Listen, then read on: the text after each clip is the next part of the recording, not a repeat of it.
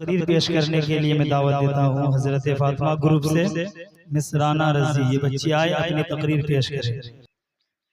الحمدللہ کفا وسلام علی عبادہ الحمدللہ کفا وسلام علی عبادہ الذین اصطفى اما بعد فاعوذ باللہ من الشیطان الرجیم بسم اللہ الرحمن الرحیم حافظوا علی الصلوات والصلاة الوسطى وقوموا للہ قانتین۔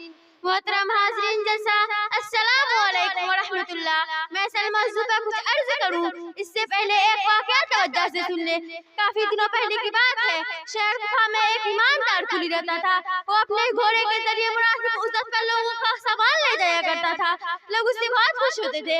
ایک دن کی بات ہے، وہ معمول کے مطابق اپنا گھوڑا لیے ہوئے سواری کے انتظار میں تھا کہ ایک آدمی اس کے پاس آیا جو ایک پیڑ سے موزوں لگ رہا تھا۔ اس نے پولیس سے درخواست کی، مجھے فلاں مقام تک پہنچا دو۔ اس رفتہ ہوئی اور دونوں چل پڑے۔ آگے جا کر چڑھا ملا آدمی نے کہا کہ اس راستے سے جاتے تو بہت اچھا ہوتا، وہ راستہ میرا جانا پہچانا ہے۔ کلی نے اس کی بات مان لی۔ چلتے چلتے راستے میں ایک جنگل ملا۔ وہ آدمی اچانک گھوڑے سے کودا اور تلوار نکال کر کلی کے سامنے کھڑا ہو گیا۔ کلی یہ منظر دیکھ کر ہکا بکا رہ گیا، اس کے پیروں تلے سے زمین نکل گئی۔ وہ نہایت عاجزی سے بولا، بھائی میرا تم سب کو لے لو مگر تم مجھ کو چھوڑ دو، میں کسی سے تمہاری شکایت نہ کروں گا۔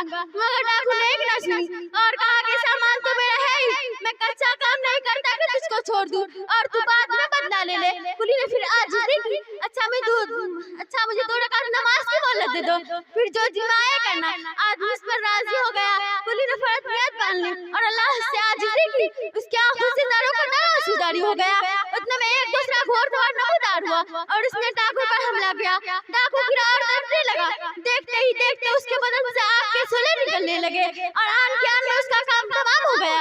ادھر کلی نے نماز اور دعا سے فارغ ہو کر یہ منظر دیکھا تو اس نے اجنبی سوار کو آواز دی، مگر وہ اجنبی غائب ہو گیا۔ جاتے جاتے یہ کہا کہ تم محفوظ ہو، جہاں چاہو جاؤ۔ یہ نماز اور اللہ تعالیٰ کے سامنے کریا وزاری کی برکت۔ صحیح معنوں میں اگر اچھی طرح نماز ادا کیا جائے اور اللہ سے رونے کی دعا مانگے تو اللہ ہماری تمام دعاؤں کو اسی طرح قبول فرمائیں گے۔ اللہ نے اپنے محبوب صلی اللہ علیہ وسلم کے پاس حضرت جبرائیل امین کے ذریعے بہت سے احکامات ہم لوگوں کے لیے بھیجے، مگر ایک ایسا مبارک موقع بھی آیا کہ اللہ نے اپنے محبوب کو خود اپنے پاس بلایا اور ہم لوگوں کے لیے بہت ہی قیمتی تحفہ آپ کو عطا فرمایا۔ وہ قیمتی تحفہ یہ ہے 5 وقت کی نماز۔ یہ تحفہ کتنا اہم ہے کہ اللہ نے اپنے محبوب کو اسے دینے کے لیے اپنے پاس بلایا۔ حضور نبی کریم صلی اللہ علیہ وسلم کے ساتھیوں کو یہ تحفہ ملا تو وہ بے حد خوش ہوئے کہ اب ہم کو اللہ سے لینے اور بات کرنے کا ذریعہ معلوم ہو گیا ہے۔ اس وقت آقا صلی اللہ علیہ وسلم کے ساتھوں پر بڑے پریشانی کے حالات تھے، ایسے نازک موقع پر اللہ نے یہ تحفہ عطا فرمایا۔ مگر آج ہم مسلمانوں کا کیا حال ہے؟ ہم میں سے زیادہ تر لوگ نماز سے غافل ہے۔ 10-12 لوگ اگر کسی گھر میں ہے تو 2 ایک نماز پڑھتے ہیں، بعض گھروں میں تو کوئی بھی نہیں پڑھتا۔ بعض لوگ صرف جمعے کو مسجد میں جاتے ہیں اور کچھ ایسے مسلمان بھی ہیں جو جمعے اور عید میں نماز کو ادا نہیں کرتے۔ افسوس